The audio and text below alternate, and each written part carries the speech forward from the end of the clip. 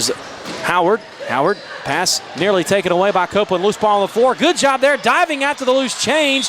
And a timeout called by head coach LeVelle Moton. Look at Moton going all the way out to midcourt to congratulate his young Padawan. Slaps him on the behind as he calls the 30-second timeout.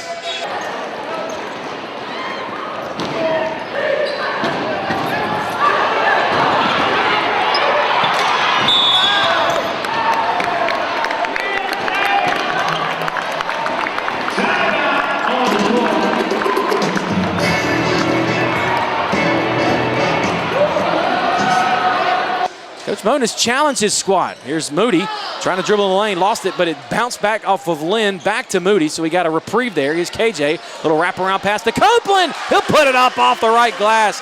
KJ, nice assist. Copeland, 13 points.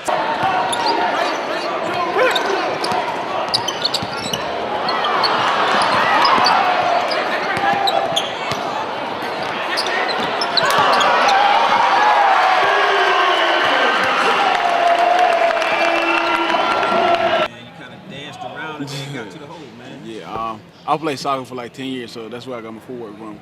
And we work every day on footwork, so that's basically just what I've been taught my whole life. I know we love to focus on Jeremy and his scoring. He hasn't been doing that much of late, but such a balanced stat sheet scoring-wise, you don't really pick up slack from him. Yeah, we're not so focused on like getting Jeremy to score every time because he can do a lot of stuff. Like he can pass it, he can rebound, he can play defense. He like one of our best defensive players. So if he don't have 20 or 30, like we don't care about that. As long as he like lock up, like that's more valuable than he having 30 points if we lose. As long as everybody just contribute, it's good. Can you give me a sense of where you guys are as a team as far as peaking? I mean, we peaking pretty good right now, but we got a lot to go. Like everybody like is buying into the system. Everybody getting comfortable with each other because it's a lot of new players on the team, but we still have a lot of veterans, and we got a long way to go, but we going there. Like, we on our way. Yeah, he lit a little fire underneath me. You know, it was more than just that. You know, he sat down and you know, told me some things in the coaching manner that, you know, get your player focused. But I mean, that was pretty much all I needed. Now it's like, okay, I got a mental focus. He told me I need to be more aggressive and be tougher. So I mean, I'm trying to take what my coach said and run with it. You know, I keep bringing up Jeremy's numbers, scoring numbers not being what they were at the beginning of the season. Yes. But this stat line, you guys are getting balanced scoring, man. Yes. Is that something that you talk about as a team, or you just go out there and play and it happens? Well, as a team, we have enough players where we can get production from every player, every night. It doesn't have to be a certain player. Like at the beginning of the season, yes, Jeremy was taking over, you know, scoring-wise, but now it's like, okay, people starting to get comfortable in their roles. Like Coach sat us down in his office, told us what he expected for us to do, what our roles were, and be a star in your role. So now you have people stepping up, trying to do that, like Coach said, and it's where now the numbers are even better because now Jeremy's doing more than just scoring. He's rebounding, he's passing the ball, and he's being that leader that you need the team to be. You don't have to necessarily lead by scoring. You can lead by getting a big rebound, and now that's getting the team going. Okay. Another double-double for you tonight. You know, you're big on the boards as well, man. So something has clicked in with you, man, these last few games. Well, you know, my mom said, just keep playing to play your game. So, I mean, you know, I give props where it's due. And then too, God, I mean, you know, I've been praying more and, you know, try to make sure everything is, you know, balanced with school, life, and everything. So not just Coach Moton, you said even your mom has been giving you a few X's and O's. Yeah, you know, she thinks she's a coach. So, you know, she tell me, baby, you got to do this, you got to do that. And, you know, it's hard, you know, when you upset mom, you know, they coming down at you like, oh, I expect this from you. And when you don't do it, it's like, you know, you let the whole world down by just, you know, upsetting that one person. So here's Groves dishing it out to Holmes in the near corner, rather far corner. Pump faking for three, back to Moody. Right to Groves. Groves gets a screen from KJ. Give and go to him. Back out they go left side. Here's a long three by Holmes. The Charm City sensation with the three-pointer. It's his fourth three-pointer of the year. He's got 5 points, 61-37. It's blowout city.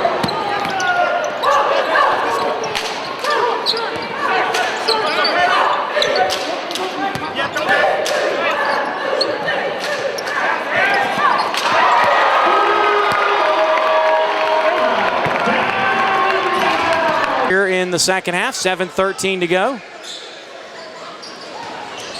There's Moody, left-handed pass to Anyora, finding Houston on left wing, 16 on the shot clock, 7:05 to go. Here's Moody, long three right side, count it! Juwan Moody, I tell you what, he's going to be a good weapon for us down this stretch.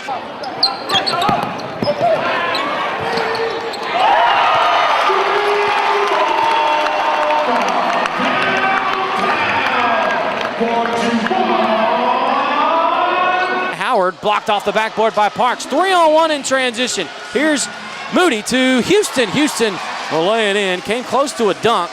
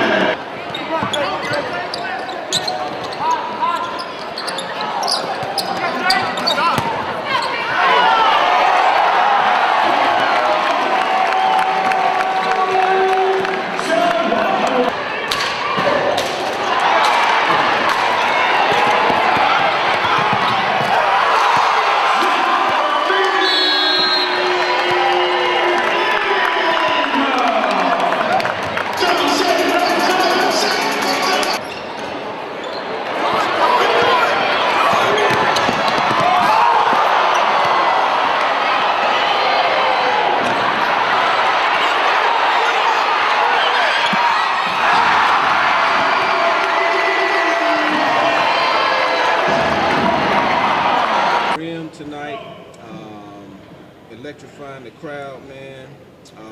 You know, it's another great game for you, sir.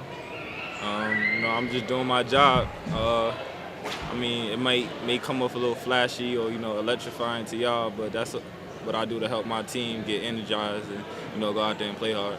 But a very efficient night, man. You only missed 2 shots from the field, perfect from the line, man. So you were locked in tonight, it looks like. That's just my guards gave me the ball where I needed that. You know, Kobe putting it up in the air and Zoe dumping it off for the baseline finish. You got a couple emotional games coming up. A&T next week, and we're starting out with Delaware State on Saturday. Y'all looking back on the 25th anniversary of the championship. How do you keep those emotions in check? Man, we just got to keep our mind on one goal. You know, that's to win the championship. We play every game the same way, and that's hard, with energy and with heart. And, you know, they may be our rivals, but it's still another basketball game. 4 assists, that's not Kobe Chapman standard. Only because I feel like if I didn't have a higher number than that, I feel like I'm not getting my teammates as involved as I should. My job is to get them easy shots or just get them shots in general. And with 4 assists, it means, you know, I wasn't getting them in the best spots that I could. Okay, so if maybe you weren't finding your teammates like you wanted to, but 1 point away from double figures, you didn't miss a single shot all night. I mean, what gives, man? I mean, that's a nice stat line, right? I mean, yeah, I guess. The best stat line is we got the win. So if I want to go personal stats, then the stat that I would go on most is I know Coach going to go on it. I got knifed one time on the baseline. I let a guy go by me. And that's the stat that we're most concerned with defensively. Okay. The game turned pretty lopsided, man. Were y'all expecting that from this particular team? No. They're a great team. They have a great program. We have to play them again. We clamped down on defense today. So it was a good job on our part defensively. Talk to me a little bit about Jeremy, man. When I talked to him about his scoring not being as hot as he was at the beginning of the season, you know, he seems to downplay it, doesn't think it's a big deal. Do you, as his point guard, have conversations with him about his shooting? Nah. That's something that me and him, we know, you know, he can do that. It's other things in his game that I felt like, well, that we all felt like, including him, that was kind of missing this year or starting the year. Defensively, he's a great defender. You know what I mean? And Coach has been getting on him, and he's been getting on himself about it. He's rebounding. He's one of our best rebounders. You know what I mean? So those little things are things that, you know, we talk about more so than scoring. Okay. And lastly, Cooper, you know, in terms of your assists, I mean, that's what you do. But the thing I am noticing about you this year is, as you said from the beginning, that you were, well, not necessarily looking to score, but I guess willing to score, and you're doing that. Yeah, I'm picking my spots. Coach is putting me in great position to score the basketball, and they're locked in on Jerm. I would lock on them as well if I was an opposing team. So when they're locked in on a guy so hard, then it gives other people opportunity to score the basketball. Now, one more question. You know, with that, does that explain his slump a little bit? That guys and teams are focusing on him, and that makes his job a lot tougher? Nah, not really. If Jerm puts his mind to scoring the basketball, he can score the basketball. I'm confident in him scoring against any defense, but that's not his mentality, and that's not what we need from him. So he's doing what he has to do for us to be successful as a team. Yeah, it's a balanced attack. I think people are getting more familiar with the system, and we have a couple of more guys who were kind of injured or, wasn't playing at their best. So just new to the system the first semester, and Jeremy pretty much had to carry us during that time. But, things have settled down, and, we're getting the balance across the line. And, the thing I like about it is there's unselfish and they're sharing the basketball. So on any given night, someone can step up and, really play well for us. But Coach, in the back of your mind, Jeremy is your trigger man. Yeah. Somewhere in the back of your mind, are you concerned that, I hope this guy can show up for me when we get deep into this MEAC? Well, that's on him, and what we told him is, it's tough, for these young kids, man. It's this social media and things like that, and when you have good games, man, I can only imagine how you text messages and Facebooks and Instagrams and Twitters and all that stuff, and even your MySpace, I guess. You start checking that. You go back in that, and people start anointing you and telling you things to make you feel good, and it's only right that you kind of believe it. And what we talked about with him is, if you notice, he didn't shoot any free throws tonight. He was a kid who was averaging probably 20 free throws a game the first 5 games, because referees was really emphasizing calling hand fouls. They're not doing that anymore, so he's not getting to the line, and that was a large part of, his numbers and the efforts that he was putting up initially. But, I just told him just concentrate on being a good defensive basketball player, because there was a time he got caught up in just scoring and he wasn't doing the little things for us, and now he's doing the little things. He's really guarding right now. He shut number 5 down, the kid Lynn, in the second half. He took that upon himself, and that's what we need him to do. We'll score. We got 1 million plays. I got a play sheet with 500 plays on there, so we'll try to get a layup or a jumper, but we just wanted him to focus on the defensive end of the floor. I was going to ask you about Lynn. Was that Jeremy's assignment going into the game? Yeah, we just had some breakdowns. Jeremy was good in the first half. We just the plan was to force him right, and some guys that subbed into the game, it kind of slipped their mind a little bit, and he showed you what he's more than capable of. He's a good kid. He's a good basketball player, so he's going to get his shots, especially in transition. I was just disappointed at the end of the half. Alfonso, I think it was, got back and cut him off, but he allowed him to go left, and the kid just pulled up and hit a big time shot. So once you get kids going and doing things that they're uncomfortable doing, that's all we try to do on the scouting reports. Going back to Jerm for a minute, are you at least pleased that he took more than 2 shots like he did in the previous game against Bethune-Cookman? Yeah, against Bethune, that's what I like about him, right now, because I looked at his face after the Bethune-Cookman game, and he was a kid who was leading the nation, or 4th or whatever it was, in scoring, and he only had a couple of points, but he was in there celebrating just as much as anyone, so it's all about the team, man, and, I guess he understands that, and he's been here for a while, so, I don't really care how many shots he get. I don't care about the quantity. I care about the quality of shots that he's going to get, and, he did extremely well for me tonight. Let me give you 2 more questions, Coach. One, Parks, he was really that guy for you tonight. Right. Energy. Like, JUCO kids always say they get comfortable after Martin Luther King Day. That's every JUCO kid. Like, if you look at Alfonso last year, he was terrible to after Martin Luther King. Just everyone. It's just a different level for them. Well, it's just a different level. You can say they're free at last. It's just a different level, and it takes them so long to adjust. And the speed, the athleticism, and just the overall length of the game. It's tough for them to pick that up. So after mid-January, they generally have a certain amount of games under their belt where they can adjust. And right now, Jordan, he's a kid who's a high motor guy. So, the first semester he was just thinking way too much. And the athleticism that he's displaying now, a lot of people probably didn't expect that of him, because when you're an athlete and you're thinking, you're just a thinking man. And now he's just playing. He's being aggressive. He's getting some steals, getting some deflections, and really igniting our crowd, and which is fueling us on the defensive end as well.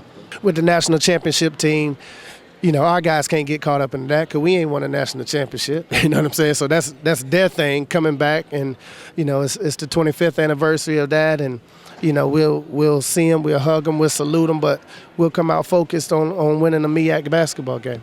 I'm make a note of myself. Do not ask Coach Moton about Greg Jackson. Yeah, like it's we talk all the time, but that's we done played each other 4 times now, so that's just played out. I love him, he loved me. I'm grateful. I appreciate everything that he's done, and he's a large part and an intricate part of me becoming the man that I am and the life skills that he's given me. I just try to relay that to my guys. It's the same speech. It's scary sometimes because I catch myself sounding just like him. I'm like, yo, did I just say that? But, yeah, I mean, he was a super guy and just a super father figure for me, and I just try to pass that information on to these young men so they can go out here and be successful men.